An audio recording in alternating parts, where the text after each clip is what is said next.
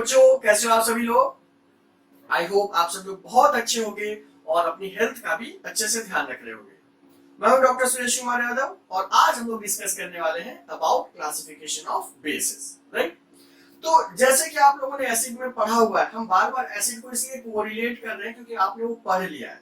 जब आपने उसको पढ़ लिया है तो इसको पढ़ना आसान होगा और साथ साथ उसको रिवाइज भी करते रहेंगे, ठीक है। तो आप लोगों ने जब क्लासिफिकेशन ऑफ एसिड पढ़ा था तो उसमें कई सारे बेसिस पर हम लोगों ने एसिड को क्लासिफाई किया था, है ना। यहाँ पर भी सिमिलर ही क्लासिफिकेशन यूज हुआ है। तो अगर हम बात करते हैं क्लासिफिकेशन ऑफ बेसिस में, तो सबसे पहला जो क्लासिफिकेशन हो जाएगा वो हो जाएगा on the basis of strength. On the basis of strength. Strength का क्या मतलब होता है आप पहले से ही जानते हैं। स्ट्रेंथ का क्या मतलब हो गया? स्ट्रेंथ का मतलब हो गया कि डिग्री ऑफ डिसोसिएशन या डिग्री ऑफ आयोनाइजेशन कितना है। डिग्री ऑफ आयोनाइजेशन याद है कि नहीं, एक बार देख लेते हैं। फॉर एग्जाम्पल हम लोग बात कर लेते हैं NaOH की, हम लोग बात कर लेते हैं NaOH की, राइट। तो NaOH किसमें डिसोसिएट होगा? Na+ और OH- में। तो अगर कोई भी सब्सटेंस है वो अपने रिस्पेक्टिव आयंस में टूट रहा है तो इसी को तो हम लोग आयोनाइजेशन बोलते हैं। तो अगर डिग्री ऑफ आयोनाइजेशन 30% से ज्यादा है तो वो स्ट्रॉन्ग हो जाएगा और अगर 30% से कम है तो वो क्या हो जाएगा? वीक हो जाएगा। तो अगर स्ट्रेंथ की बात करते हैं तो on the basis of strength आप इसको दो कैटेगरीज में डिवाइड कर सकते हैं, स्ट्रॉन्ग और दूसरा क्या हो जाएगा? वीक, है ना। स्ट्रॉन्ग का मतलब सिंपल आप समझ ही गए होंगे कि 30% से ज्यादा होगा तो वो स्ट्रॉन्ग हो जाएगा और अगर वीक है तो वहां पर 30% से कम। स्ट्रॉन्ग के अगर कुछ एग्जांपल्स की बात कर लें तो सबसे सिंपल एग्जांपल हो जाएगा NaOH, KOH, कैल्शियम हाइड्रोक्साइड। ये कुछ बहुत ही स्ट्रॉन्ग बेसिस की बात हो गई। अगर हम यहीं पर वीक बेसिस की बात करते हैं, अगर हम यहीं पर वीक बेसिस की बात करते हैं तो इसका सबसे सिंपलेस्ट एग्जांपल हो जाएगा अमोनियम हाइड्रोक्साइड। अमोनियम हाइड्रोक्साइड, ठीक है। तो यहाँ पर कुछ क्वेश्चंस हैं जो एक एक नंबर के क्वेश्चंस बहुत बार पूछे जाते हैं। जैसे देखिए जो स्ट्रॉन्ग बेस है वो भी क्या होता है? करोसिव इन नेचर होते हैं। जैसे एसिड आपके स्किन को हार्म पहुंचा सकता है, बर्न कर सकता है, in the same way basis भी बर्न कर सकते हैं, ठीक है। तो ये भी करोसिव है। ये मत समझिएगा खाली एसिड ही करोसिव होते हैं, बेसिस भी करोसिव होते हैं।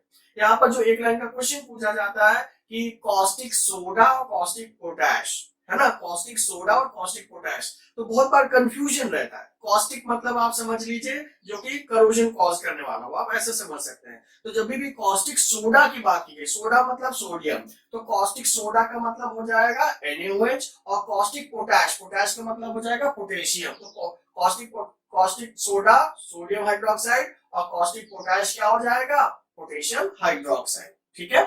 और इसको क्या बोलते हैं? कैल्शियम हाइड्रोक्साइड को क्या बोलते हैं? Lime water. याद है ना जब कार्बन डाइऑक्साइड की टेस्टिंग करते हैं। ओके। सिमिलरली अमोनियम हाइड्रोक्साइड भी बहुत ही इंपॉर्टेंट है क्योंकि अमोनियम हाइड्रोक्साइड एक बार सिंपल सवाल पूछा जाता है, जो विंडो क्लीनर्स हैं, विंडो क्लीनर्स हैं उसमें कौन सा बेस प्रेजेंट होता है? तो अमोनियम हाइड्रोक्साइड ही वहां पर प्रेजेंट होता है, ठीक है। सिंपल है, आसान भी है, ठीक है। तो पहला क्लासिफिकेशन था on the basis of strength, ठीक है। दूसरा क्लासिफिकेशन हो जाएगा on the basis of water content. On the basis of water content, water content. तो आपको पता ही है वाटर कंटेंट के हिसाब से आप किसी भी सब्सटेंस को दो टाइप में डिवाइड कर सकते हैं। पहला कौन सा होगा? कंसंट्रेटेड, कंसंट्रेटेड, और दूसरा क्या हो जाएगा? डाइल्यूट हो जाएगा। कंसंट्रेटेड का क्या मतलब हो गया? कंसंट्रेटेड का मतलब हो गया less quantity of water, less quantity of water, है ना। और डाइल्यूट का क्या मतलब हो गया? More quantity of water. याद है कि नहीं याद है कि पिछली बार जब आप लोगों ने एसिड में पढ़ा था कि अगर कोई हाईली कंसंट्रेटेड एसिड होगा तो उसको आप डाइल्यूट कैसे करते थे? एसिड को ऐड करते थे इन वाटर, थोड़ा थोड़ा करके एसिड को वाटर में ऐड करते थे through walls with continuous steering, है ना। इन द सेम वे अगर मान लीजिए किसी बेस को भी डाइल्यूट करना है तो सेम प्रोसीजर अप्लाई करेंगे। बेस लेंगे, उसको वाटर में थोड़ा थोड़ा करके ऐड करेंगे विद कांस्टेंट स्टीयरिंग, और ये जो एडिशन होगा वो through the walls of the container ही होना चाहिए। तो कंसंट्रेटेड और डाइल्यूट, कंसंट्रेटेड का मतलब क्या हो गया? लेस क्वांटिटी ऑफ वाटर, और डाइल्यूट का क्या मतलब हो गया? More quantity of water. तो कोई भी एसिड है, सॉरी कोई भी बेस की अगर हम बात करें, अगर आपको कंसंट्रेटेड NaOH रिप्रेजेंट करना है तो आपको पहले ही पता है खाली कॉन्क NaOH लिख देंगे आप, मतलब ये कंसंट्रेटेड NaOH की बात हो रही है। सिमिलरली अगर डाइल्यूट की बात करनी है तो डाइल्यूट और NaOH की बात करनी है। तो ये बेसिकली कंसंट्रेटेड और डाइल्यूट ये रिप्रेजेंट करता है कि वाटर कंटेंट कितना है। जो आप एसिड या बेस यूज कर रहे हैं उसमें वाटर कंटेंट कितना है। ठीक है, क्या ये बात समझ में आ गई? ओके, नेक्स्ट जो क्लासिफिकेशन है वो हो जाएगा on acidity of basis. Acidity of basis, अगर आप याद करिए आप लोगों ने एसिड्स के केस में पढ़ा था बेसिसिटी ऑफ एसिड्स, है ना, हम वहीं से रिवाइज करेंगे। तो बेसिसिटी ऑफ एसिड का क्या मतलब हुआ कि एक एसिड मॉलिक्यूल कितने बेस मॉलिक्यूल को न्यूट्रलाइज कर पा रहा है, यही बात है ना। सिमिलरली बेसिस के केस में क्या होगा, एक बेस मॉलिक्यूल कितने एसिड मॉलिक्यूल को न्यूट्रलाइज कर पा रहा है ना, सिंपल। या हम लोगों ने वहां पर भी डेफिनेशन पढ़ी थी, सिंपलर डेफिनेशन, एक एसिड मॉलिक्यूल कितने H+ फर्निश कर रहा है, वो हो जाता है बेसिसिटी ऑफ एसिड्स। सिमिलरली एक बेस मॉलिक्यूल कितने OH- फर्निश कर रहा है, वो क्या हो जाएगा, एसिडिटी ऑफ बेस, है ना। सिंपल बात होगी ना कि कितने OH मॉलिक्यूल्स एक बेस फर्निश कर रहा है उसको बोलते हैं बेसिसिटी ऑफ एसिड्स। ठीक है, तो बेसिसिटी कैसा, सॉरी क्योंकि हम लोग बेस पढ़ रहे हैं तो यहां पर जाएगा अगर एक सब्सटेंस है वो एक मॉलिक्यूल है वो कितने OH- फर्निश कर रहा है, that is basically acidity of basis. क्योंकि हम लोग यहाँ बेस पढ़ रहे हैं तो इसी को थोड़ा और देख लेते हैं।